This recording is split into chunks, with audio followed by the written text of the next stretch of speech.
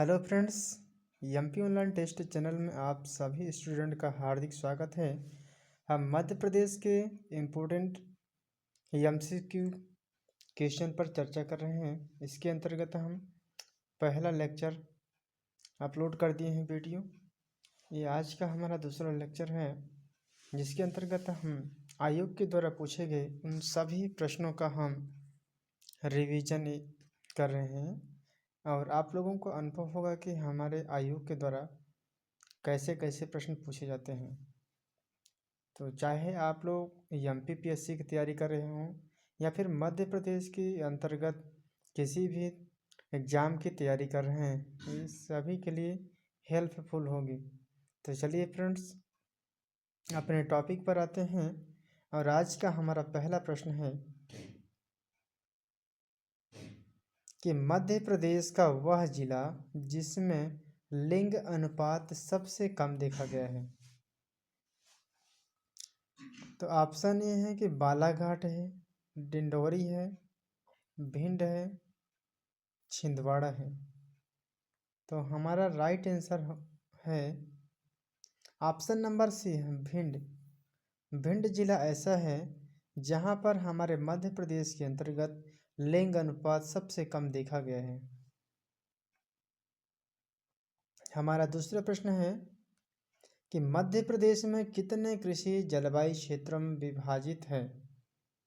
Option A है कि 9 है, ऑप्शन बी है 10, ऑप्शन सी है 11, ऑप्शन डी है 12। तो फ्रेंड्स, इसका राइट आंसर है ऑप्शन नंबर सी है 11। मध्य प्रदेश की कृषि जलवायु की चर्चा करें तो 11 भागों में विभाजित किया गया है। अगला प्रश्न है, हमारा तीसरा प्रश्न है कि किस वर्ष में भारत हैवी इलेक्ट्रिकल लिमिटेड भेल को महारत्न उद्यम का दर्जा मिला गया है।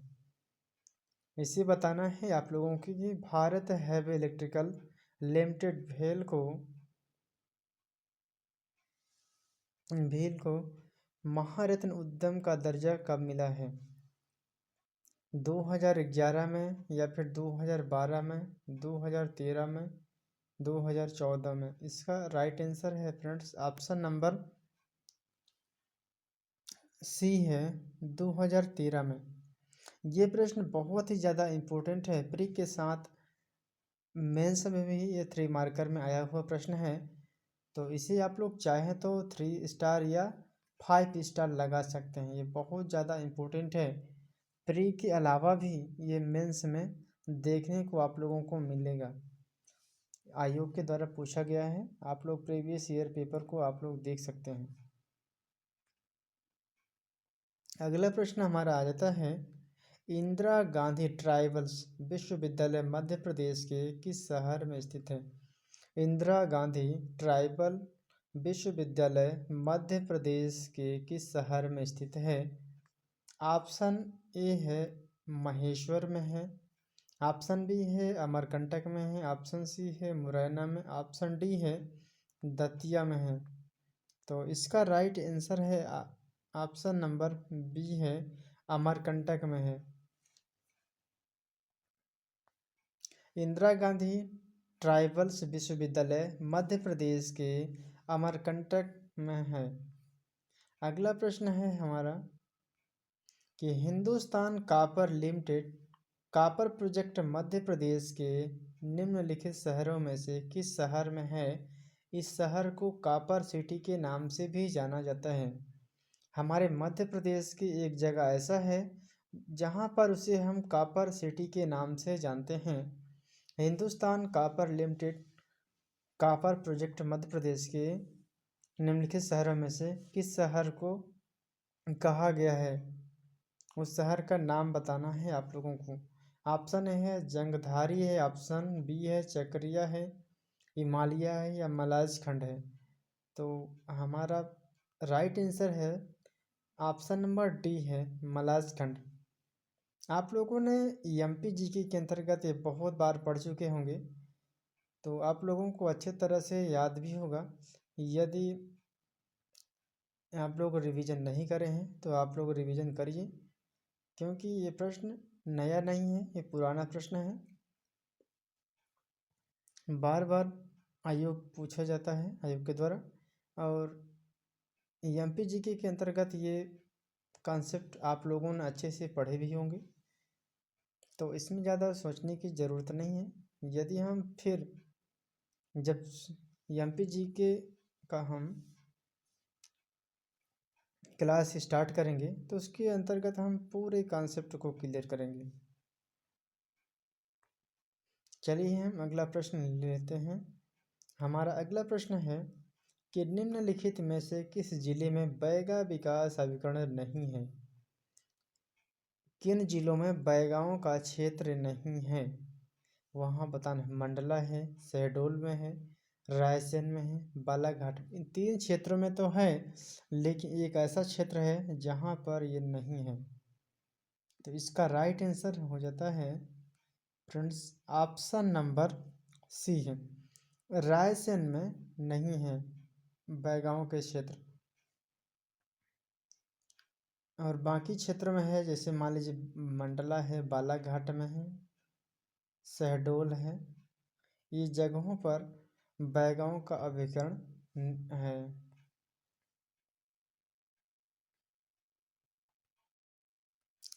अगला प्रश्न है कि निम्नलिखित में से मध्य प्रदेश के प्रमुख चित्रकार नहीं हैं। आप लोगों को बताना है कि इस 4 ऑप्शन में 3 तो हैं चित्रकार, लेकिन एक ऐसे व्यक्ति हैं जो कि वो चित्रकार नहीं हैं। ऑप्शन ए है कि श्री नारायण नारायण श्रीधर बेंद्रे हैं। ऑप्शन बी है विष्णु चिंचालकर हैं। ऑप्शन सी है नाना साहेब पेनसे है। अमृतलाल वेंगड़ हैं। तो यदि आप लोगों ने चित्रकारी वाला चैप्टर आप लोगों ने पढ़ा होगा तो अच्छे से आप लोगों को समझ में आ गया होगा। तो इस प्रश्न का राइट आंसर हमारा आ जाता है ऑप्शन नंबर सी है। नाना साहब पेनसे ये नहीं है चित्रकारी। ये स्वतंत्रता सेनानी के रूप में जाने जाते हैं नाना साहब पेनसे। और बाकी श्री नारायण श्रीधर बेंद्रे हैं, विष्णु चिंचालकर हैं, अमृतलाल वेंगड़ हैं। ये सभी चित्रकारी के रूप में जाने जाते हैं। अगला प्रश्न है कि किस तीर्थ स्थल का प्राचीन नाम मानधाता है? कामदगिरि है, ओमकारेश्वर है, अमरकंटक है या महेश्वर है? तो इसका राइट आंसर है फ्रेंड्स ऑप्शन नंबर बी है, ओमकारेश्वर है। ओमकारेश्वर जिसे हम इसका नाम प्राचीन काल में इसे मानधाता के नाम से जाना जाता है। अगला प्रश्न हमारा है तुर्रा कलगी लोक नाट्य किस क्षेत्र में प्रसिद्ध है? मालवा है, निमाड़ है, बुंदेलखंड है या फिर बघेलखंड है? तो इसका राइट आंसर है ऑप्शन नंबर बी है, निमाड़ क्षेत्र से संबंधित है कलगी तुर्रा। ये आयोग के द्वारा सभी प्रश्न पूछे गए हैं। हम इसे रिवीजन सेशन में ले रहे हैं और आप लोगों को ये पता भी चलेगा कि आयोग कैसे कैसे प्रश्नों का हमारे मध्य प्रदेश यानी एमपीजीके के अंतर्गत प्रश्नों का श्रृंखला उठाता है यहाँ से। तो आयोग न ज़्यादा टफ क्वेश्चन बनाता है और न ज़्यादा स्लो बनाता है। वो सभी प्रकार के मिक्स क्वेश्चन को लेता है। कभी नॉर्मल क्वेश्चन रहता है, कभी थोड़ा मीडियम रहता है, तो कभी थोड़ा हार्ड लेवल का रहते हैं। वो तीनों प्रकार के क्वेश्चन हो जाते हैं। तो आप लोग यहाँ से अनुमान लगा सकते हैं कि हमें किस दिशा में और कैसे तैयारी करनी है आगे चल के। अगला प्रश्न है हमारा कि निम्नलिखित में से कौन सा युग्म सही सुमेलित नहीं है? बताना है आप लोगों को सिंचाई परियोजना और जिला। तो यहाँ पर बरगी परियोजना जबलपुर में है क्या? तवा परियोजना होशंगाबाद में, मटियारी बांध मंडला में है। अगला है बारना घाटी परियोजना उज्जैन में है क्या? ये सभी परियोजना इस अपने अपने ज़िले में हैं या नहीं हैं, इसी आप लोगों को चुनाव करना है। तो बरगी परियोजना तो जबलपुर में है, बिल्कुल सत्य है। तवा परियोजना भी जब होशंगाबाद में है। मटियारी बांध भी मंडला में है। लेकिन बारना घाटी परियोजना यह उज्जैन में नहीं है। हमारा अगला प्रश्न आ जाता है कि मध्य प्रदेश में निम्न में से कौन सा स्थान और जिला तापी विद्युत केंद्र से संबंधित नहीं है। सरणी बैतूल में है, अमरकंटक अनूपपुर में है, बिरसिंहपुर उमरिया में है, दोंगलिया मुंडी खरगोन में है। तो इसका राइट आंसर है फ्रेंड्स ऑप्शन नंबर डी है, ये दोंगलिया मुंडी खरगोन में नहीं है और बाकी सभी अपने अपने जगह पर हैं। हमारा अगला प्रश्न है, यहाँ से कंसेप्ट वाले प्रश्न बनते हैं फ्रेंड्स। तो आप लोगों को याद रखना है कि यदि आप लोग एमसीक्यू का रिवीजन करें तो आप लोग एक बार सिलेबस या आप जिस भी बुक से आप लोग पढ़ाई कर रहे हैं उस बुक को कम से कम 3 बार आप लोग अच्छे से पढ़ें, तभी आप लोग एमसीक्यू अच्छे तरीके से लगा पाएंगे। तो चलिए हम इस क्वेश्चन को सॉल्व करते हैं कि मध्य प्रदेश की जलवायु के संबंध में निम्नलिखित में से कौन सा कथन सही नहीं है। बताना है कि मध्य प्रदेश की जलवायु राज्य के मध्य से गुजरने वाली कर्क रेखा से प्रभावित है। ऑप्शन बी है ग्वालियर गर्म ग्रीष्मकाल के साथ उपोष्ण कटिबंधीय जलवायु का एक उदाहरण है। ऑप्शन सी है कि मध्य प्रदेश की अरब सागर की शाखा और बंगाल की खाड़ी की शाखा दोनों से वर्षा होती है। अगला स्टेप है कि राज्य की लगभग 50% वर्षा दक्षिण पश्चिम मानसून से प्राप्त होती है। इनमें से आप लोगों को यहाँ पर आंसर डिसाइड करना है। इसमें से 3 तो हैं लेकिन एक नहीं मैच खाता है। तो हम चर्चा करते हैं कि मध्य प्रदेश की जलवायु राज्य के मध्य से गुजरने वाली कर्क रेखा को प्रभावित करते हैं। बिल्कुल सही है, कर्क रेखा हमारे मध्य प्रदेश के 14 जिलों से गुजरती है और यह बीचों बीच से होकर गुजरती है। बिल्कुल सही है।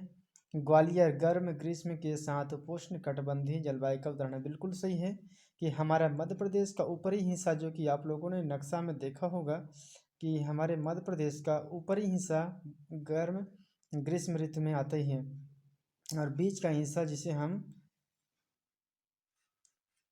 हम कह सकते हैं वहाँ पर हम मालवा क्षेत्र के अंतर्गत आता है। वहाँ पर ना ज़्यादा तो गर्मी है और ना ज़्यादा सर्दी है, हम कह सकते हैं मीडियम टाइप के हैं। इसीलिए वहाँ की जलवायु को बहुत ही अच्छा सर्वश्रेष्ठ बताया गया है। और तीसरा पॉइंट है कि मध्य प्रदेश की अरब सागर की शाखा और बंगाल की खाड़ी की शाखा दोनों से वर्षा होती है। हाँ बिल्कुल सही है कि दोनों शाखाओं से वर्षा होती है, लेकिन डी वाला प्रश्न जो है इसमें से नहीं है कि राज्य के लगभग 50% दक्षिण पश्चिम मानसून से वर्षा होती है। ये बिल्कुल गलत है। हमारे मध्य प्रदेश की दोनों शाखाओं में वर्षा होती है। राज्य में लगभग 50% दक्षिण पश्चिम मानसून से नहीं होती। यही वाला आंसर राइट होगा, ऑप्शन नंबर डी। अगला प्रश्न है कि मध्य प्रदेश के किस जिले से कर्क रेखा नहीं गुजरती है। हमने बताया था कि मध्य प्रदेश के 14 जिलों से होकर गुजरती है, तो वहाँ से मध्य प्रदेश के बीचों बीच से गुजरती हैं। तो विदिशा हो गया, भोपाल है, उज्जैन, इन सभी से तो गुजरती है लेकिन इंदौर से नहीं गुजरती हैं। इंदौर थोड़ी सी नीचे और पश्चिमी इलाके में पड़ती है, इस कारण यहाँ पर कर्क रेखा थोड़ी सी इधर उधर होने की वजह से इस इलाके पर नहीं गुजरती हैं।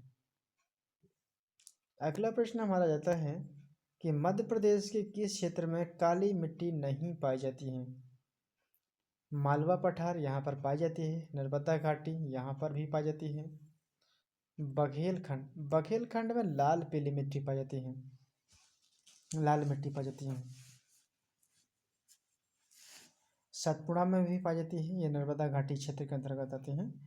तो इसका राइट आंसर है ऑप्शन नंबर सी है, बघेलखंड में यहाँ पर काली मिट्टी नहीं पाई जाती है।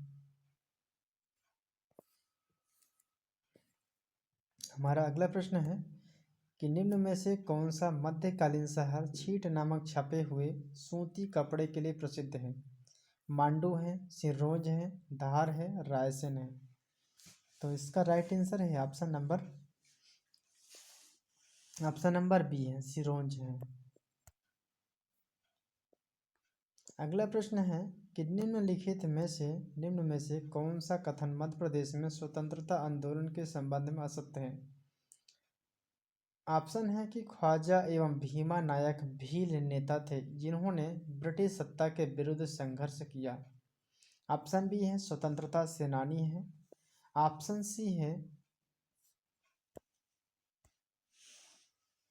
स्वतंत्रता सेनानी है शंकर शाह गढ़ा मंडला राज्य के थे। ऑप्शन सी है कि रामगढ़ के जुझार सिंह के पुत्र देवनाथ सिंह ने ब्रिटिश सत्ता के विरुद्ध संघर्ष किया था। ऑप्शन डी है कि बहादुर सरकार की स्थापना इंदौर में की गई है। बिल्कुल गलत है, यही इसका राइट आंसर है। बहादुर सरकार की स्थापना इंदौर में नहीं की गई थी, जबकि ये भोपाल में की गई थी।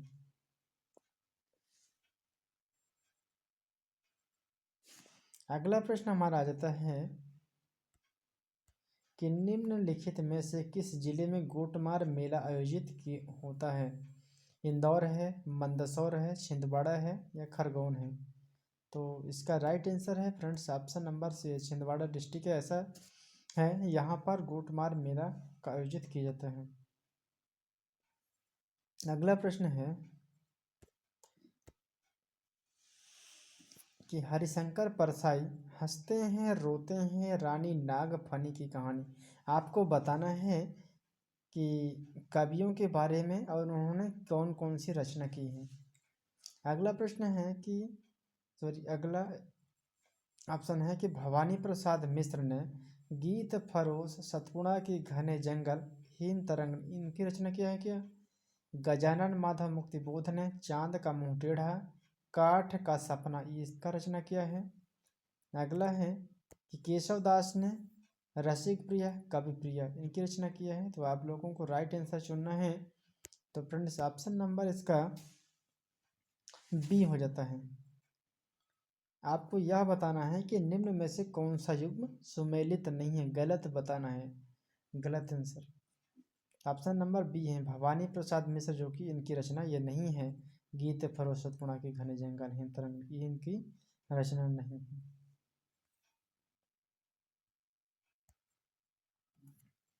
विमुक्त जनजाति दिवस मध्य प्रदेश के में किस दिनांक को मनाया गया है? 31 अगस्त को इसका राइट आंसर है। अगला प्रश्न है कि श्री राम सहाय पांडे किस लोक नृत्य कला से संबंधित हैं? राई है, बिहू है, लावनी है या नौटंकी है। तो फ्रेंड्स इसका राइट आंसर है ऑप्शन नंबर ए है, राई नृत्य है।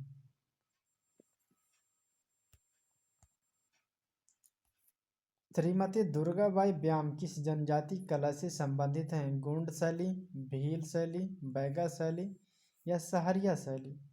तो इसका राइट आंसर है फ्रेंड्स ऑप्शन नंबर ए है, गोंड शैली से संबंधित हैं।